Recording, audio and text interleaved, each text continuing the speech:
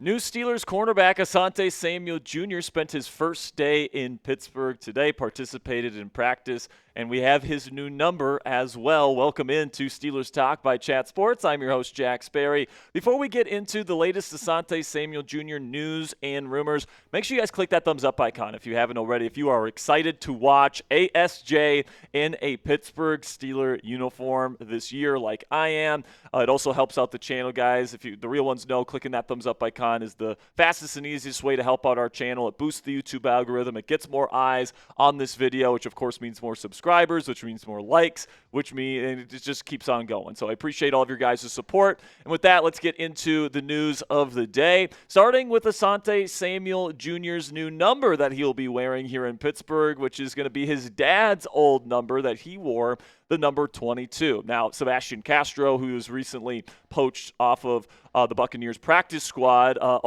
practiced yesterday in the number 22. Now he will be wearing number 49 because Asante will be wearing that double deuce moving forward. He also practiced today in the south side of Pittsburgh, and he was practicing with the outside cornerbacks today at Steelers practice. So it certainly seems like the plan here in Pittsburgh is to play him on the outside alongside Joey Porter Jr. on the other side of the defense, which would indicate that at least for now, Brandon Echols will be the starting slot corner for this defense moving forward. Of course, you still have Darius Slay, who's currently injured with a concussion. Corey Trice Jr. is trying to get off of IR with both hamstring and knee injuries. James Pierre is obviously a fantastic depth option whenever Asante Samuel Jr. is ready to go. But I assume whenever Asante gets ramped up and the team feels like he's ready to play, he's going to play pretty darn right away. Now, I think a big question surrounding Asante Samuel Jr., especially after that very serious spinal surgery and neck surgery that he had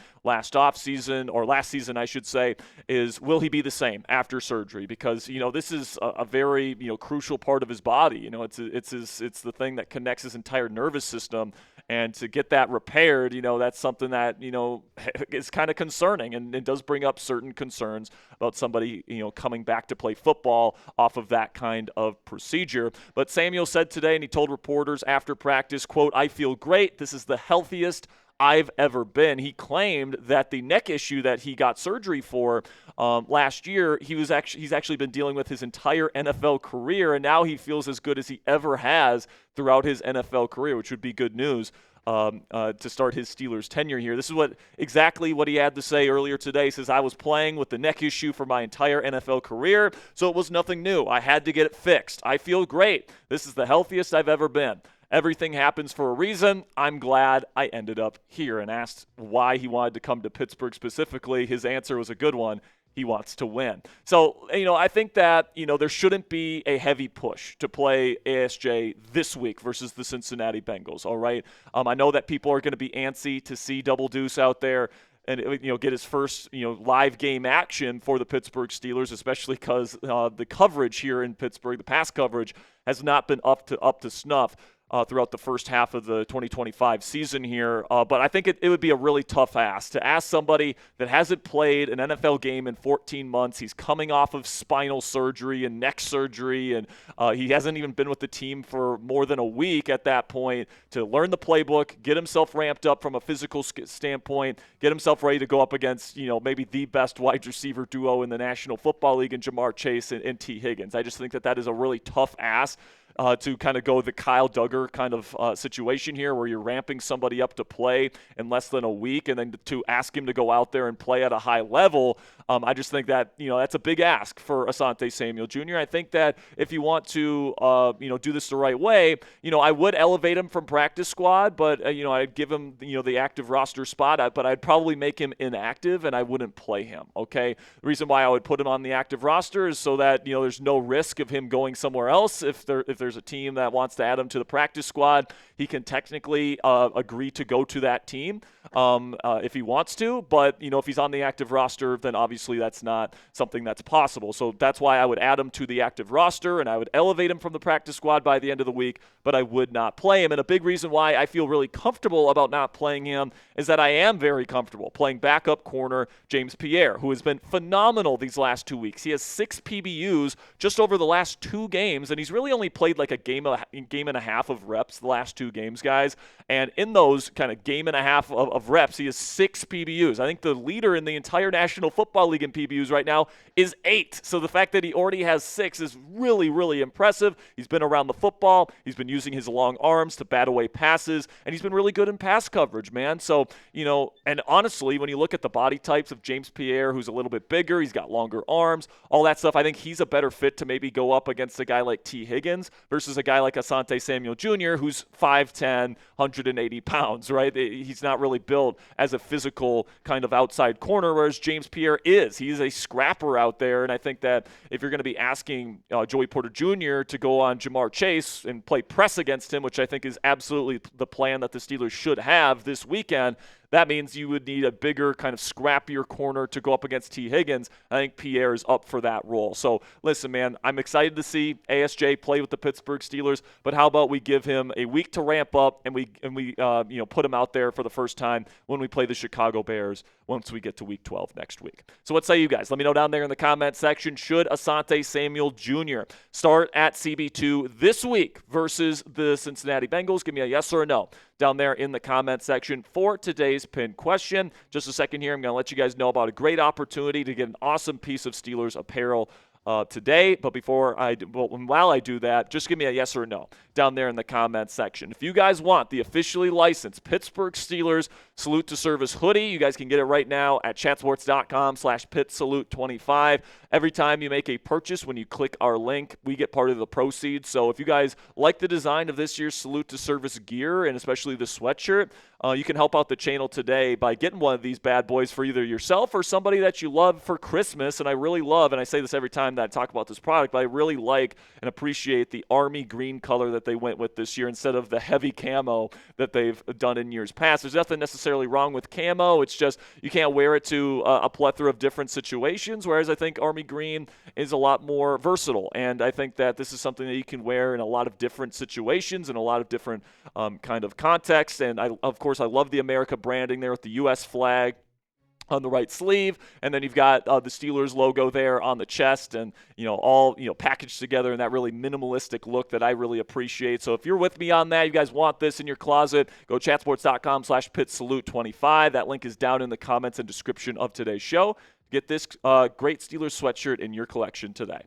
All right, so now another question that has popped up on Steelers Twitter is, could the Philadelphia Eagles poach Asante Samuel Jr. from Pittsburgh's practice squad? Because remember, the Steelers have not added ASJ to their active roster, at least not yet. So some, especially Philly fans, are out there saying, let's poach him off of the Steelers practice squad. Because yesterday, the Eagles lost Jaire Alexander, who they just traded a 6th-round pick for the season. He's stepping away from football to kind of figure out his mental health, all that different stuff. And, he's going to make a determination as to whether or not he will return to the National Football League next year. But, of course, that means the Eagles are down a cornerback. And, of course, Asante Samuel Sr. played his professional ball, a lot of it in Philadelphia. So, theoretically, the Eagles can poach Asante Samuel Jr.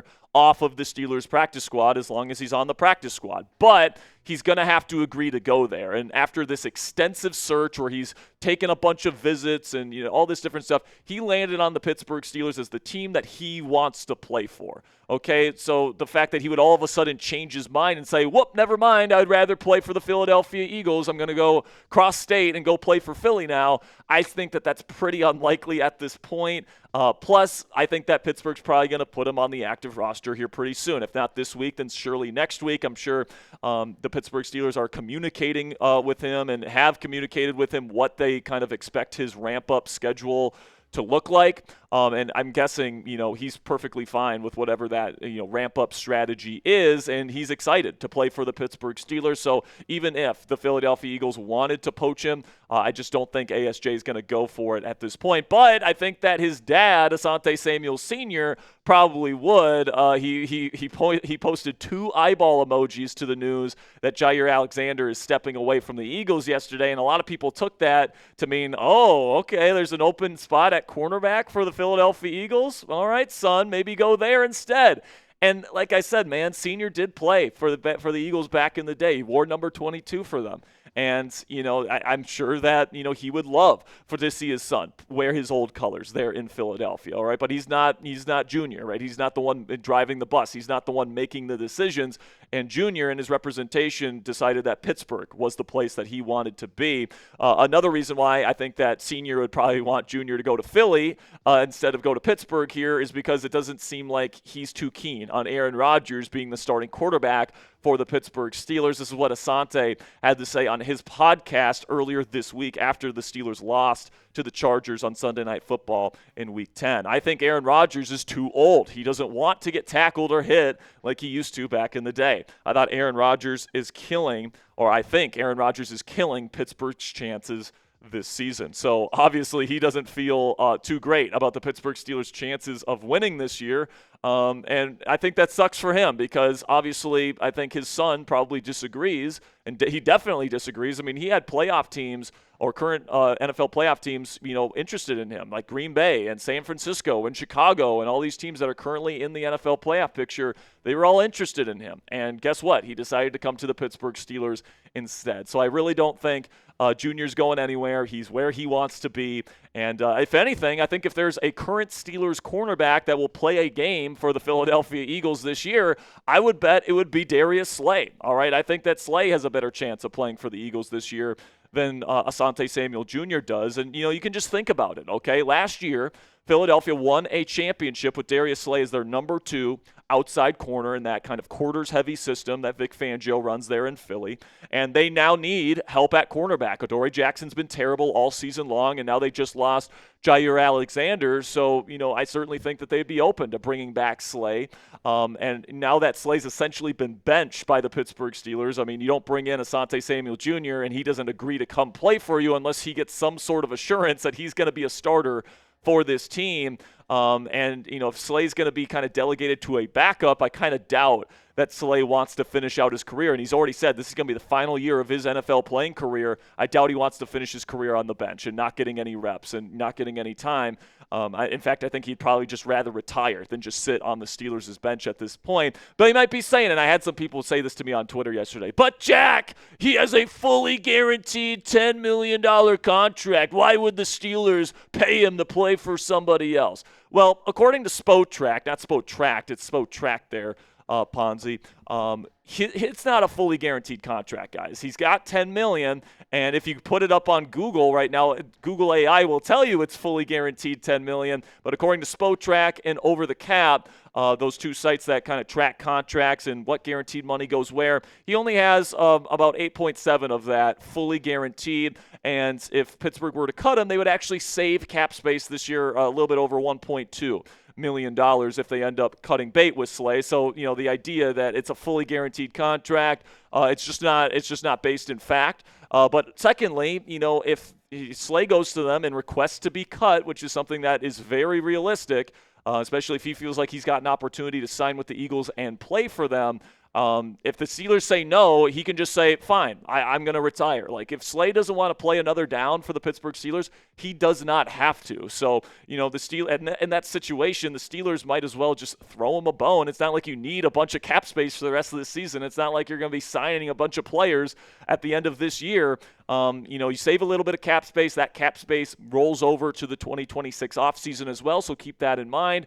So if he doesn't want to be a Pittsburgh Steeler anymore, man, I don't want any hostages here. I want volunteers, and if he's going to become a hostage, as far as I'm concerned, the Steelers can let him go. So make that call for me down there in the comments section. If Darius Slay comes to you and he says, as the GM of the Pittsburgh Steelers, I want out. I'm never playing another down for the Pittsburgh Steelers. What are you doing? Are you keeping him and you're kind of forcing him to be a backup here, or are you releasing him and throwing him a bone? Let me know what you guys think down there in the comment section. For me, I'm just releasing him. I'm taking the extra cap space that I can roll over into 2026. I don't know about you guys, but if he doesn't want to play here, man, I'm not going to force him.